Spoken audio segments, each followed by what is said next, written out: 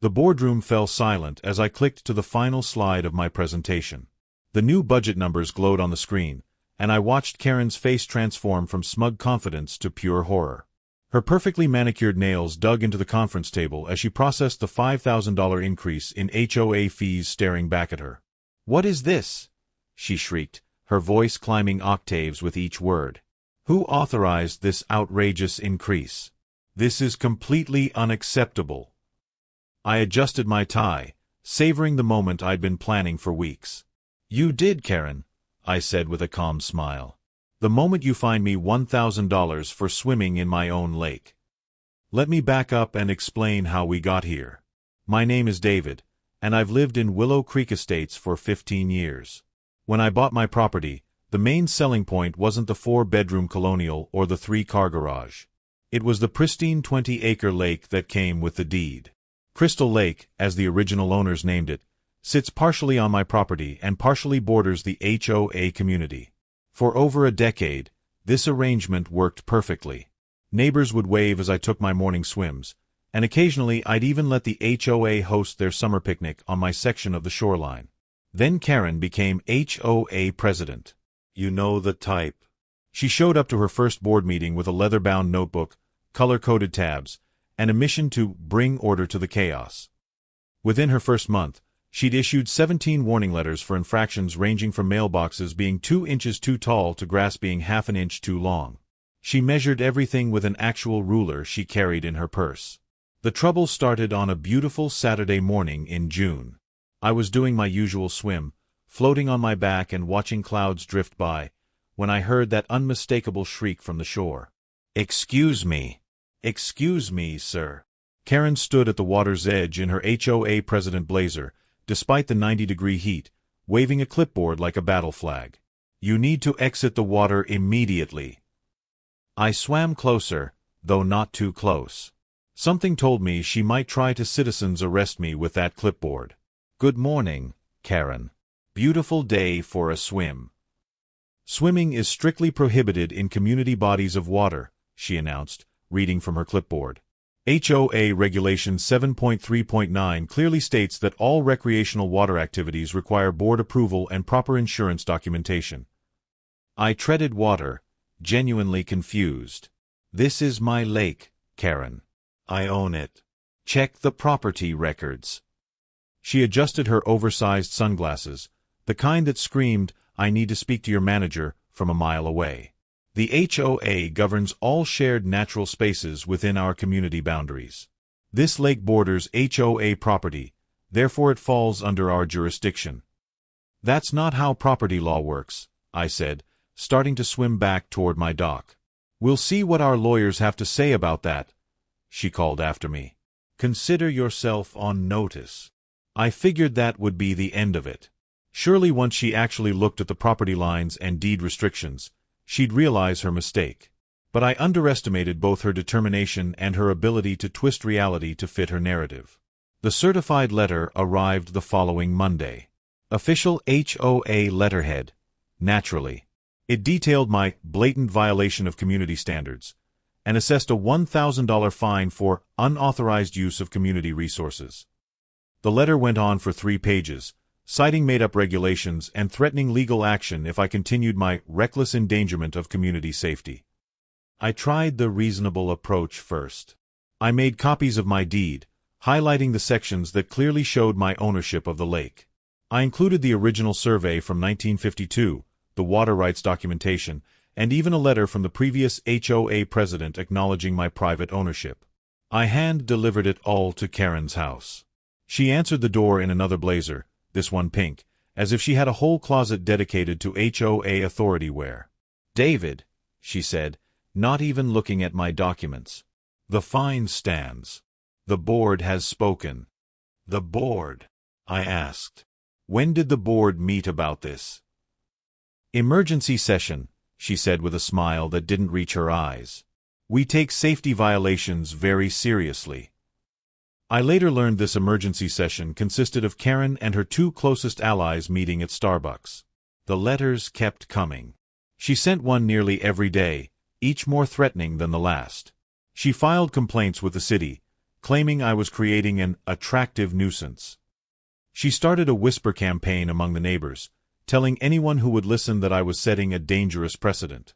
Mrs. Henderson from 2 doors down actually asked if it was true that I was planning to open an unlicensed water park. That's when I decided to stop playing defense and start playing offense. I spent the next 2 weeks buried in HOA documents, bylaws, contracts, agreements going back 30 years. And that's when I found it. The smoking gun. An easement agreement from 1998 that allowed the HOA to use a portion of my property for maintenance access to their section of the lake. The agreement included rights to the small beach area where they held community events and the gravel road their maintenance trucks used. The kicker?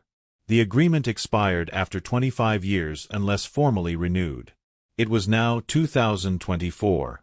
Nobody had remembered to renew it. I verified everything with my lawyer, who actually laughed when I explained the situation. So she's fining you for using your own property while her organization is technically trespassing on it, he said. This is going to be fun. I waited until the next HOA board meeting to drop the bomb. These meetings were Karen's pride and joy. She ran them like congressional hearings, complete with a gavel she'd bought on Amazon and strict Robert's Rules of Order. I signed up for the public comment period and waited my turn. When she finally called my name, her tone dripping with disdain, I stood up with my own leather folder.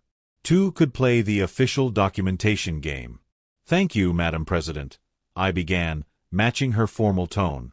I'm here to discuss the expiration of the easement agreement between the HOA and my property. The room went quiet. Karen's gavel hand twitched. As you may or may not be aware, I continued, pulling out copies for each board member, the HOA's legal access to the northern section of Crystal Lake, including the beach area and maintenance road, expired 6 months ago. I've been tolerant of the continued trespassing, but given recent events, I feel it's time to formalize a new arrangement.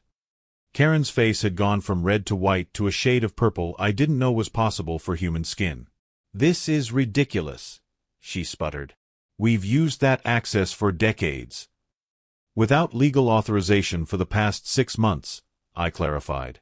My attorney has drawn up a new lease agreement. The terms are quite reasonable. The HOA can maintain access for the low annual fee of, I paused for effect, $5,000. The gasp from the audience was audible. Someone's coffee cup actually clattered to the floor. $5,000? Karen shrieked, forgetting all about her precious Robert's Rules. That's extortion. That's market rate for lakefront access, I replied calmly. I had 3 commercial real estate agents provide comps. If anything, I'm giving you a discount. Of course, you're welcome to decline and lose access entirely. I'm sure the community would understand losing their beach area and having to drive an extra 4 miles around the lake for maintenance. The board members started whispering frantically among themselves. Tom Bradley, the treasurer, was already pulling up budget spreadsheets on his laptop. Karen looked like she was about to have a stroke. You can't do this, she hissed. Actually, I can, I said, sliding the lease agreement across the table. You have 30 days to decide. After that, I'll be installing a gate. The next 3 weeks were glorious chaos. Word spread through the neighborhood like wildfire. The same people who'd been avoiding me after Karen's gossip campaign suddenly had very strong opinions about fiscal responsibility and board overreach. The Facebook group exploded with demands for emergency budget meetings and calls for accountability. Karen tried everything. She sent cease and desist letters that her lawyer probably charged her a fortune for, only to be told they had no legal standing. She tried to claim historical use rights, but couldn't provide the necessary documentation. She even tried to get the city involved, but they wisely stayed out of a civil property dispute. Finally, with 2 days left before my deadline and facing a full-scale resident revolt, the board called an emergency meeting. A real one this time, not a Starbucks Kaffeeklatsch. The community center was packed. People were standing in the aisles. Someone had even set up a live stream for residents who couldn't attend. Karen sat at the head table, her usual blazer replaced with a severe black suit that made her look like she was attending her own funeral. Which, professionally speaking, she was. The vote was swift and unanimous, with 1 abstention. Karen, of course, voted against it, but she was outnumbered 4-1. The lease was approved, the budget was adjusted, and everyone's HOA fees went up to cover the new expense. The aftermath was even better than the victory. The same keyboard warriors who had supported Karen's every petty rule now turned their fury on her. The Facebook group featured detailed breakdowns of how her vendetta had cost every household an extra $160 per year. Someone created a meme of her face on the Titanic with the caption, "I'll never let go of my clipboard." During public comment at the next meeting, resident after resident stood up to express their disappointment in the board's leadership. Mrs. Patterson, a retired teacher who hadn't spoken at a meeting in 10 years, gave a particularly devastating speech about fiscal responsibility and the dangers of unchecked power. She ended with, "Perhaps some board members should consider whether they're truly serving the community's best interests." The recall petition started circulating that night. Within a week, it had more than enough signatures to trigger a special election. Karen tried to rally her supporters, but it turns out that hiking everyone's fees because of a personal grudge is a pretty effective way to lose allies. I made sure to time my next swim for the morning of the recall vote. As I floated on my back, I could see Karen's car in the community center parking lot. She'd arrived at 6 in the morning to campaign, setting up a table with cookies and flyers defending her record. By noon, the cookies were untouched and she was standing alone. The results were announced that evening. Karen was removed from the board by a margin of 87%. The highest percentage in HOA history, I was told. As the results were read, she stood up, clutching her leather notebook to her chest like armor. "This is a mistake," she announced to the room, her voice cracking. "I was only trying to maintain standards. You'll regret this when property values plummet." Someone in the back actually laughed. Karen's face crumbled.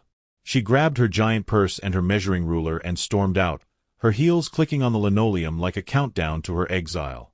The new board sent me a formal apology letter the following week, along with a check refunding my $1,000 fine plus interest. They proposed a renegotiated lease at a much more modest $500 per year, with a promise of mutual respect and cooperation going forward. I accepted immediately. I celebrated by installing a new sign at the entrance to my section of the lake. In large, friendly letters it read, "Private property. Swim free." And below that, in much smaller print that you had to get close to read, "HOA leadership not welcome." The last I heard, Karen had listed her house for sale. The real estate agent mentioned something about her taking a job 3 counties over, where presumably no one had heard of the Crystal Lake incident. I like to think there's an HOA board somewhere that has no idea what's about to hit them. As for me, I still swim every morning. Sometimes I float on my back and think about that day in the boardroom when I presented that $5,000 increase. The look on Karen's face was worth every penny of legal fees and research time. She learned the hard way that sometimes the smallest power can corrupt absolutely, and that swimming in your own lake isn't a crime, no matter what your clipboard says.